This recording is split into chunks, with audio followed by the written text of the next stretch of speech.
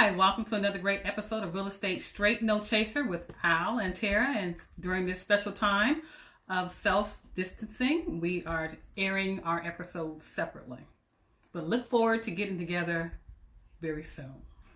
So in the meantime, what I have decided to cover this week on Real Estate Straight No Chaser are the most popular questions that are most frequent questions that are asked about real estate. And so we're going to take it from the top, going over the top 14 questions. Feel free to ask your own question if you have any, and hopefully I'll cover pretty much, like I said, the most popular ones. In all our efforts to keep you informed about the home buying process, I think taking it from the top is definitely good. Real estate is definitely picking up. What we're noticing now are the buyers that are actually out buying, and the ones that are selling, the sellers that are selling are serious. They're serious, and you got to compete. You got to come with your A game. And so let me tell you what constitutes your A game in this environment. A lot of lenders are changing what they call their overlays. And overlays are pretty much the bank's criteria for lending money, what their rules are to lend you money. A lot of banks have increased the FHA minimum score from 620, 640 to 660, 680, 720. You can pretty much have some more options going on. 760. So the better your credit scores, and when I say credit scores, I'm talking about your middle score. We have 3 bureaus that report, and they go off the middle of the 3 scores. So those are the things that are changing with in the real estate lending arena. But loans are still being made, and like I said, buyers are still buying and sellers are still selling. So the market is still moving. They're still moving.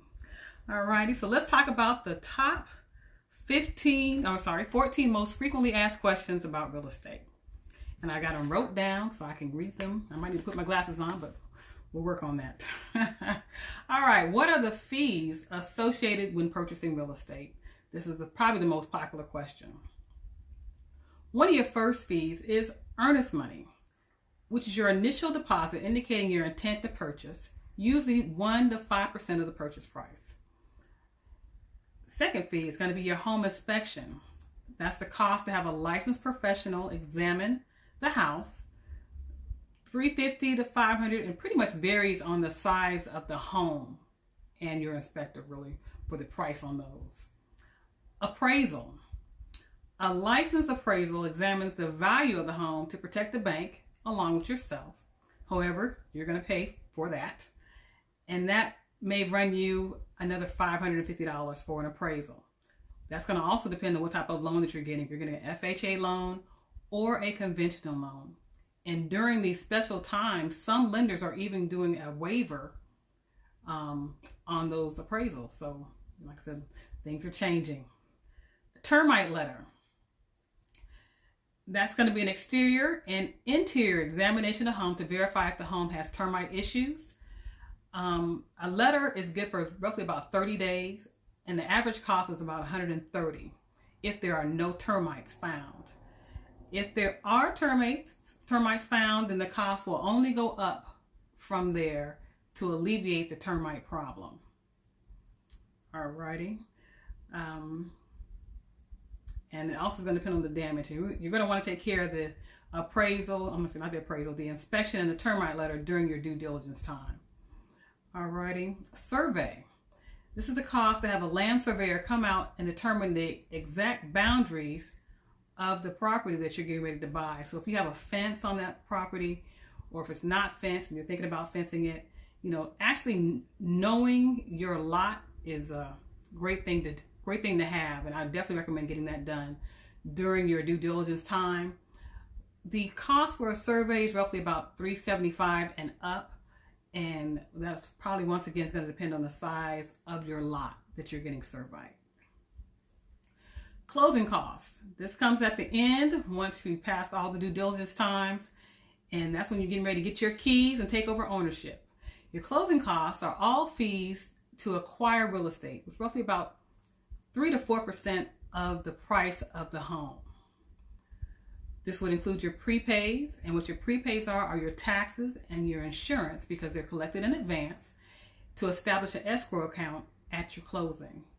And they collect them in advance, and then once they're paid, it establishes a cushion monthly in your payment, so they can pay them once again for you when they're due later on in the year. Down payment. This is the amount that you are required to pay as your initial investment in real estate. And this amount varies depending on your type of loan and credit scores. Okay. One thing about all these fees, they are not the responsibility of the seller to pay for you. As a buyer, here are my glasses. As a buyer, you are liable for these expenses because they are for your benefit. Closing costs are a gift and not a right. And a lot of people don't understand that. Just put it in perspective. When's the last time you gave a complete stranger a few $1,000s? I would like to say never, except for when I sold my last place. Haven't done that since. But that's what you're asking the sellers to do on your behalf if you are a buyer, is pretty much give you a few $1,000s and they don't know you from a can of paint. So that's why they're a gift and not a right. The average amount needed for all the fees associated with purchasing real estate, it's going to average between 6 and 8% of the sales price. And that's assuming you're putting 3.5% down. So what these fees are, all those fees I mentioned, the earnest money, home inspection, appraisal, termite survey, closing costs, prepaids, down payment, all those fees add up to roughly about, if you want to be on the safe cushion side, roughly about 8% of the sales price. And that's going to be putting it very, very conservatively. Well, not very conservative. That might be right on the nose. And that's also assuming that the seller is not contributing anything towards your closing cost. Alrighty. The components of a mortgage payment. Your payment is actually composed of 5 items. The first thing is your principal, which is the loan amount. The second is your interest rate. And this amortized monthly over the life of the loan. Your taxes, county, state taxes, your yearly school bill is divided into your monthly payment. Hazard insurance. The cost today to replace the home if there's a fire, flood, and it also covers the items within it. Then you have private mortgage insurance. And what that is when the bank assumes a greater risk of default when an individual puts down less than 20% of the value of the home. So there are ways to alleviate some of those costs out of the 5 parts, the 5 components of your payment.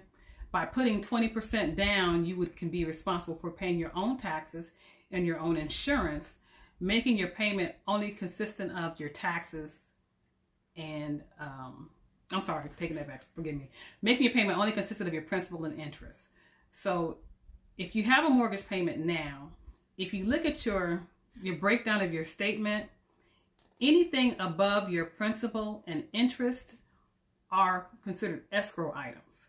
So if you want your payment to be less, then you need to have either, I think, 20% or greater equity in your home. If you've already got the home, like an FHA loan. And the only way to get out of it now is if you have an FHA loan and you have more than 20% value, then you're going to need to refinance into a conventional loan in order to get your payment just down to your principal and interest. Okay? Moving right along. How much does it cost to hire a buyer's agent? There is no cost to hire a buyer's agent because they are typically paid by the seller in a co-op agreement that they have with the listing agent. Okay? Does not having your own buyer's agent save you money on the price of the house? No, and it might cost you more money because there's a lot of intricate things going on in purchasing real estate. And it's best to have a professional assist you during this time because this is what they do every day. You can't do something one time or see it on TV and assume that you know how to do it. kind of like watching Grey's Anatomy and thinking you're a doctor. Doesn't quite work that way. And I doubt anybody would want me to practice any type of medical thing on them. I wouldn't recommend it myself.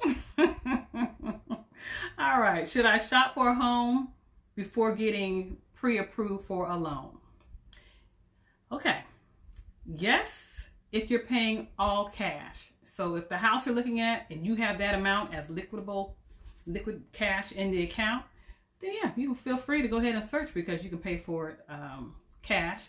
And more than likely, well, now you're going to need to provide proof of funds. So if you have that, more power to you. However, if you're taking advantage of getting financing and not paying all cash, then there's no way to realistically and successfully assist you without knowing what your budget is and your buying power. So it's very, it's very important to find that stuff out in advance. And it only helps you in the long run. Okay. Are foreclosed and corporate-owned, bank-owned, or HUD properties sold with the right to request repairs? No, they're not. They're typically sold as is.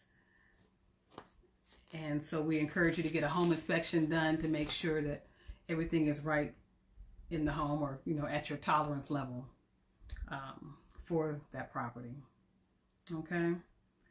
Are the fees for the appraisal and the inspections refundable? No. Once those services are rendered, you will have to pay for it again if you decide to purchase another property. Let me tell you how that typically works for our buyers. When you're buying a home, after you do your earnest money, the next thing up in line is going to be your home inspection. And based on that home inspection, that's when you're going to decide whether or not you want to proceed or terminate the contract. If you decide to proceed with the contract, then typically your agent notifies your lender that it's okay to go ahead and order the appraisal. And once again, that is a cost for, that you will incur purchasing a home. And like I said, if you decide that if you change your mind about the property because of the inspection, then I got a cough. Excuse me.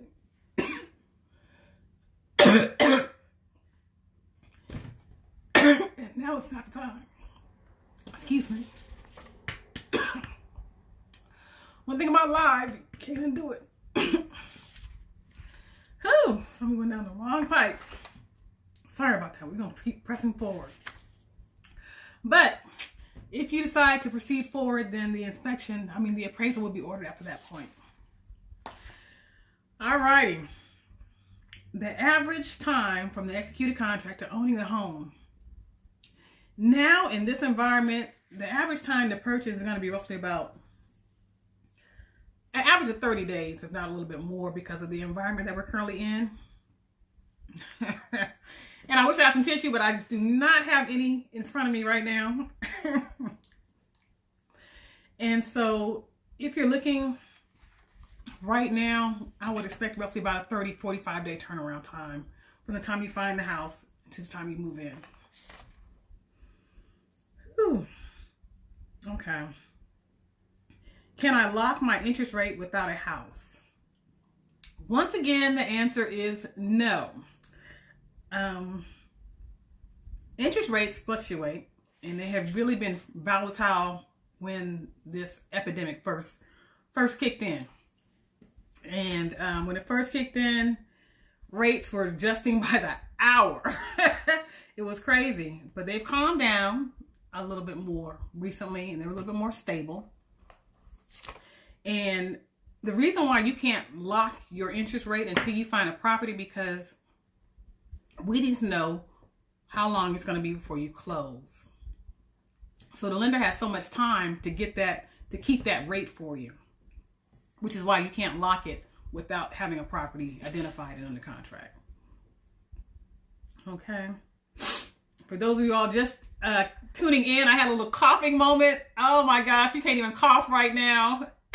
And I have no water, so I'm over here crying, trying to keep going. But we're going to make it through. All righty. What does a homestead exemption do? All right, what a homestead exemption does, it allows you to save on the property tax by allowing you to exclude a portion of your home's value in the assessment. That's a county privilege, and the amount of your homestead does vary by the county because their millage rates vary, and the millage rate is how they calculate, your property taxes. Okay. Do all homes have a homestead exemption? No. There's a lot of no's in this thing. I'm about to change that. Work some yeses around. Not all properties have a homestead exemption. Some individual owners were unaware and didn't file for their homestead exemptions. I notify my clients a couple of times about homestead exemption, and I also send them an email at the end of the year letting them know how to contact the county to get their homestead exemptions filed. However, if you're corporate owned, bank owned, investor owned, those properties are excluded from filing for a homestead exemption, which means the property taxes are going to be higher, which means your payment on a property that's corporate owned, bank owned, investor owned are going to be higher because there's not an individual owning it. Or if it's an investor, they may have multiple homes, so they're making money off of it, so they're not going to save them any money. So with your payments are going to be higher for the first year until your homestead exemption is filed for the coming year, because taxes are once again are paid in advance. Okay. Can I lose my earnest money? Yes, you can. If you attempt to purchase a home without being pre-approved by a reputable lender prior to writing a contract, failing to abide by the contingencies and due diligence periods set forth in a real estate contract. Now, typically, most agents, if they care about you and your money, are not going to even try to write up a contract without knowing what type of financing you're getting and making sure that your lender is reputable. Losing money is not fun. And so I don't play with people's money because I don't want nobody playing with mine. And so I try to make sure all your ducks are in a row prior to writing up any real estate contracts. And I definitely assure you and want to advise you to do the same. You want to make sure your lender is reputable. I'd also recommend dealing with a local lender, somebody you can look in the eye, because an out-of-town lender is kind of like an out-of-town man, and all they got to do is not pick up the phone to get rid of you. I'm just saying, don't want to sound like a scorned woman, but I'm just saying, that's not a good look when your money is on the line. All right. What is the best site to search for homes? Really, the most accurate sites are the ones paid for by your real estate professional and provided to you to use.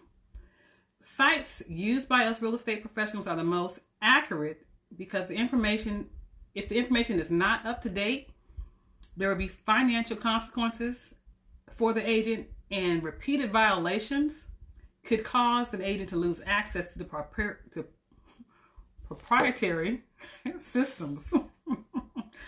Basically, there's nothing out there that anybody can get for free that is more up to date and accurate than something that is proprietary, accompanied with a fee.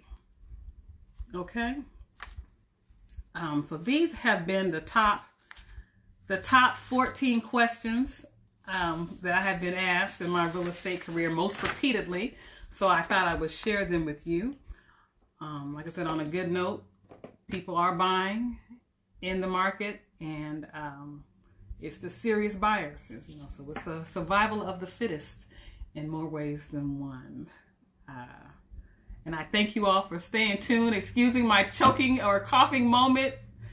I am corona free. I just had something hit the wrong pipe, and it's bad that you're scared to cough. I'm like, oh Lord, I was gonna stop the film, but I kept it moving. Well, we have reached.